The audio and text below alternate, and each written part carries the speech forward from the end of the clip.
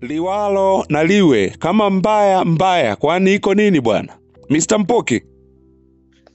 Kama mbaya na iwe mbaya, wanasema kama mbwai na iwe mbwai. Isa Benson Mwakilembe, dunia imechangamka sana. Mashariki ya Kati kule nako ndiko ambako mambo yaeleweki. Lakini pia vile vile bado tu Hamas na wenyewe pia wamesema kwamba mpaka kieleweke. Bora wafe wakiwa wamesimama, lakini kuliko kumpigia magoti mzungu.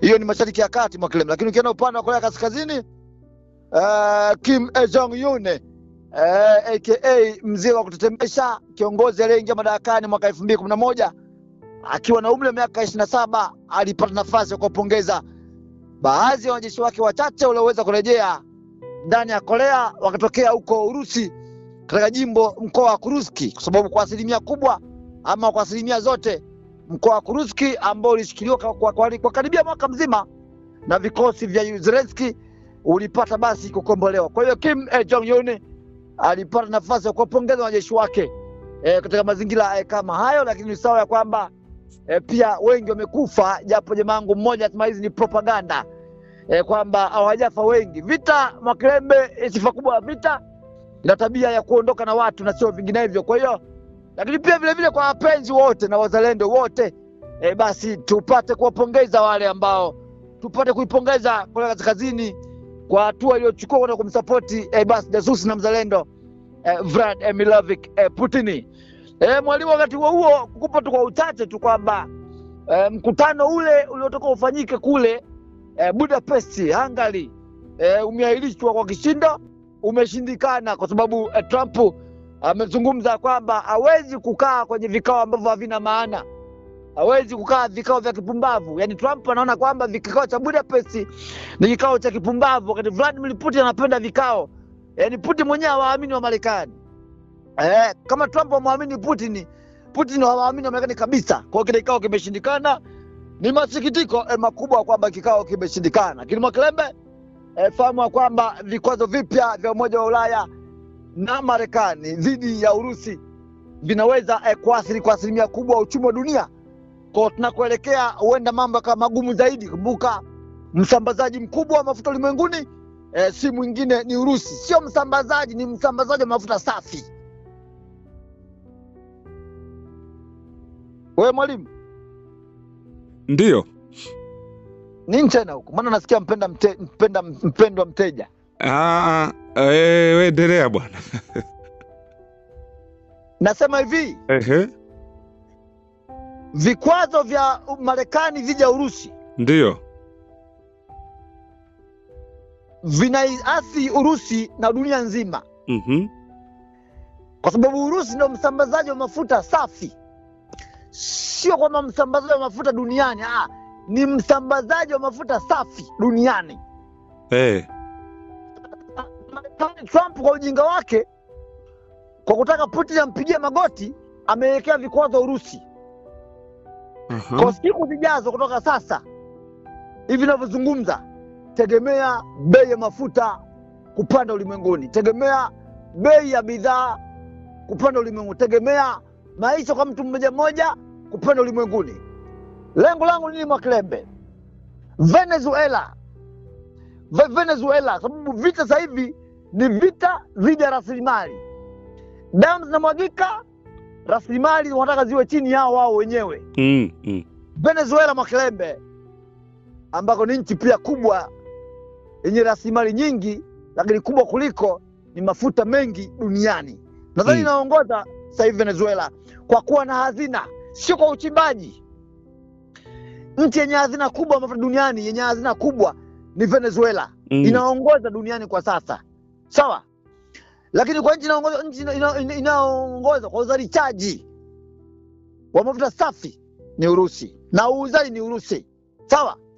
Na Trump anaamini ya kwamba kwa Urusi kuuza mafuta duniani inaifanya Urusi kuwa na nguvu zaidi ya kuweza kuendelea na vita nchini Ukraine. Vita Mwakilembe ni uchumi. Hawezi ingia vita kama una uchumi. Sasa turudi Venezuela kwa Nicolas Maduro. Mengine ambayo anazungumza ni machache katika mengineyo. ili watu wafahamu kinachoendelea huko ulimwenguni, kwamba tupo Mashariki ya Kati bado kwa moto, kusini mwa Amerika bado kwa moto, Ulaya Mashariki bado kwa moto. Tunaelewa Mwakilembe? Yaani moto ni moto, na dawa ya moto huwa ni moto. Mkutano mkubwa uliofanyika Budapest umeahirishwa kwa sababu Trump amesema kwamba hawezi kaa vikao ambavyo havina maana. Tunaelewa? Vikao vya kipuuzi. Hata Mwakilembe, Venezuela, Maduro. Ndio. Juzi hapa Maduro alikaa kikao cha siri sana na baadhi ya majasusi wa Marekani. Na akaekewa masharti magumu mno. Kwamba aachie nchi, cha kwanza. Aachie ile nchi ambayo ameiongoza kwa miaka mingi tangu akiwa kijana. Na aachie nchi ili awe salama zaidi. Aachie nchi ili astafu, yani aishi kwa azeke vizuri.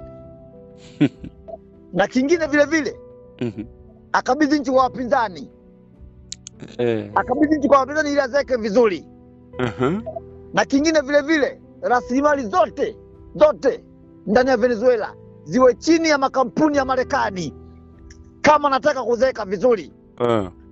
Na pia vile vile aruhusu maafisa wa usalama wa Marekani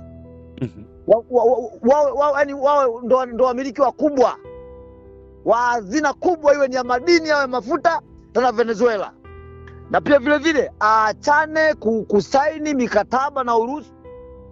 Yaani Venezuela aache ushirika wa moja kwa moja na Urusi na China. Na pia vile vile kama ikibidi jeshi lote liwe chini ya usimamizi au uangalizi wa maafisa salama kutoka Marekani.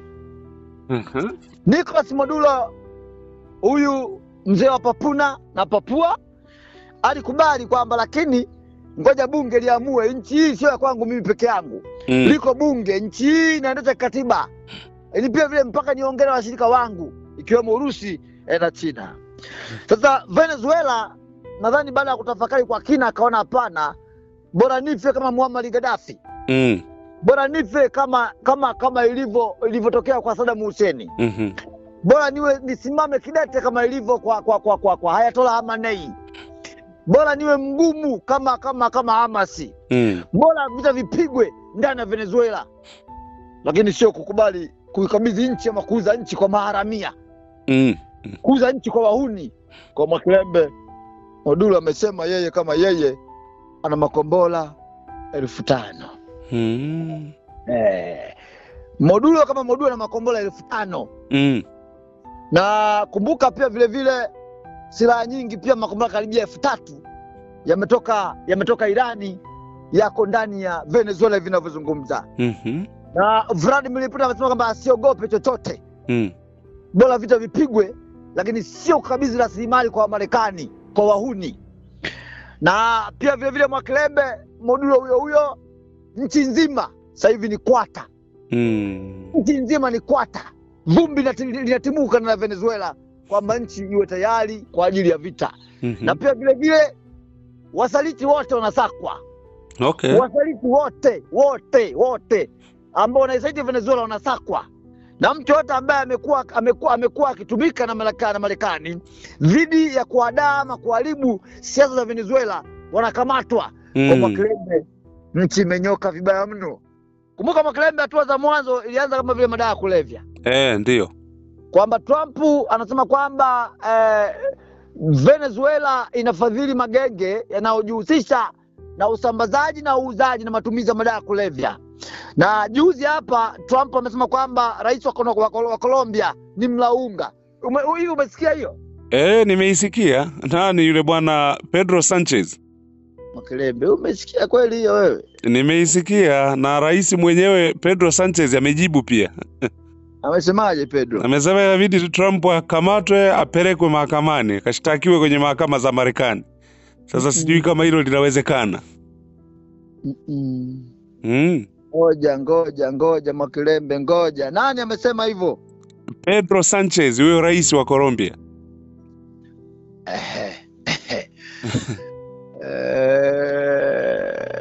Mwakilembe, tukiwa bado tupo kusini huko. Eh. Mimi naomba nisome moja kwa moja hapa. Sawa.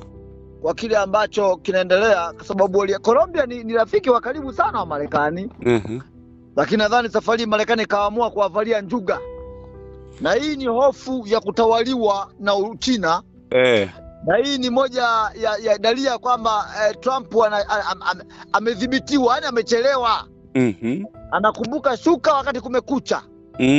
Naomba kusomee Rais wa Colombia Gustavo Petro ametangaza kuwa anaangalia uwezekano wa kumfungulia mashtaka Rais wa Marekani Donald Trump kwa tuhuma za kashfa na matusi ya hadharani. Hatua hii imekuja baada ya Trump kumuita Pedro kiongozi haramu wa dawa za kulevya. Makilembe, Trump ni kutukana ovyo tu yani. Ndio hivyo. Trump amegeuza marais wenzake kama watoto wadogo yani. Trump anaona kama vile marais wenzake kama ni sisimizi, matusi, bwana wewe ni mpumbavu, wewe una akili. Ili Makilembe, hivi Marekani, mbona Marekani imeshaisha? China anajenga nchi, Trump anatukana wenzake. China anajenga nchi, Trump anaanza kuvamia wenzake. China anajenga nchi, Trump na mambo ya ovyo tu Makilembe. Petro alijibu kwa hasira akisema kauli hizo ni tusi la kibinafsi na kitaifa, kwamba serikali yake inaandaa hatua za kisheria dhidi ya Trump katika mahakama ya Marekani. Kwa Marekani. Zaidi ya hayo, Petro alimtuhumu Trump kwa kushiriki katika mauaji ya halaiki dhidi ya watu wa Amerika ya Kusini kufuatia mashambulizi ya kijeshi ya Marekani dhidi ya meli zinazodaiwa kusafirisha dawa za kulevya. Wewe ni nani Makilembe unaua watu ovyo? Kwa kuisha kwamba watu hao wana madawa ya kulevya, umejuaje? Wewe mwalimu? Tena bila hata ushahidi wowote, wewe ni kuua tu.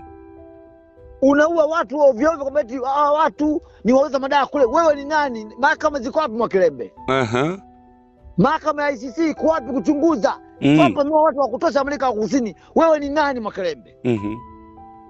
Zaidi ya hayo, Petro alimtuhumu Trump kwa kushiriki katika mauaji ya halaiki dhidi ya watu wa Amerika ya Kusini kufuatia mashambulizi ya kijeshi ya Marekani dhidi ya meli zinazodaiwa kusafirisha dawa za kulevya. Umejuaje kama na madawa ya kulevya? Trump anastahili gereza. Ni mshirika wa mauaji ya halaiki. Anastahili gereza na kifo. Anazungumza rais wa Colombia kwamba Trump anastahili gereza kwa kuwa watu wasiokuwa na hatia huko Amerika ya Kusini. Mgogoro huu unazidisha mvutano wa kidiplomasia kati ya Washington na Bogota, huku Colombia ikirudisha ubalozi wake kwa mashauriano. Ubalozi wa Colombia Makilembe umerudi nyumbani kwa mashauriano zaidi. Tuko Amerika Kusini. Wakati huo Maduro amesema kwamba yeye kama yeye yuko tayari kufa akiwa amesimama na sio kupiga magoti, na yuko tayari kwa vita. Haijalishi Trump ana kila aina ya silaha, lakini Venezuela iko tayari kwa vita wakati wowote na muda wowote ule. Na washirika wake Urusi, Korea Kaskazini, ikiwemo na Irani, wamesema wako tayari bega kwa bega kumsupport Nicolas Maduro dhidi ya uvamizi wa Marekani kama itatokea hivyo. Makilembe. Naam. Dunia ni uwanja wa vita, na dunia hii haijacha kutushangaza. Fahamu ya kwamba Maduro yuko madarakani kwa muda mrefu kidogo. Na kabla hapo alikuwepo Hugo Chavez, na imekuwa ni kwa muda mrefu sana. Kama umesikia kwamba viongozi wa Amerika Kusini wamekuwa wakijihusisha na uuzaji wa madawa kulevya, lakini nani ambaye amethibitisha hayo? Na wakati huo kwamba taifa linaloongoza kwa matumiaji ya madawa kulevya duniani ni Marekani. Na Marekani anatumia kama madawa kulevya kama chachu, kama njia ya kuweza kuwakandamiza ama kupeleka vitisho dhidi ya viongozi wa Amerika Kusini ili aweze kujinyakulia rasilimali mbalimbali kwa maslahi ya mataifa yake yeye mwenyewe. Makilembe, miaka ya sasa hivi karibuni, nadhani Trump angejikita zaidi na kujenga nchi yake, kuimprove teknolojia ya nchi yake, kuboresha, kuondoa omba ambao wamejaa mtaani, kuongeza kipato kwa raia wake, kuweka nguvu kubwa na ushindani wa kiuchumi na sio kivita. Kipindi hiki yako mataifa wanamvimbia. Hamna, ni viongozi wapumbavu tu wa Afrika ambao ni wapumbavu hawa, ambao wao wamekabidhi rasilimali zote kwa Marekani. Lakini sio kwa Venezuela, sio kwa Urusi, sio kwa Korea Kaskazini, sio kwa India, sio kwa China. Mataifa mengi yamejitambua. Ni viongozi wa Afrika tu ambao wamejaa upumbavu, ambao wao wenyewe wakitoa jamba kidogo wamekabidhi rasilimali. Mwalimu, kwa kumalizia hayo mengine katika mengineyo, tukimwachia Nicolas Maduro akijipanga zidi ya mtanange ambazo kaibuka muda wote ule, basi niseme wazi kabisa kwamba bado Kongo Mashariki nako kimenuka, kwa maana kwamba bado hali ni mbaya, na M23 ama M23 wameendelea kutembeza jaramba, kupora mali, kuua na kufanya mambo mbalimbali ambayo sio stahiki kwa binadamu huko Kongo Mashariki. Lakini wakati huo Makeleme niseme wazi kabisa kwamba vikosi vile zaidi ya 200 kutoka Burundi vimeshatia timu ndani ya Kongo kwa ajili ya kuweza kumlinda Felix Etienne Tshisekedi. Lakini pia Mashariki ya Kati bado ndugu yako taifa la Mungu Netanyahu ameendelea kwenda kuwa watu wasiokuwa na hatia, wakati huo akiomba mahakama ya ICC, International Court of Criminal, kwamba imuondolee mashtaka kwamba yeye hana hatia yote ile.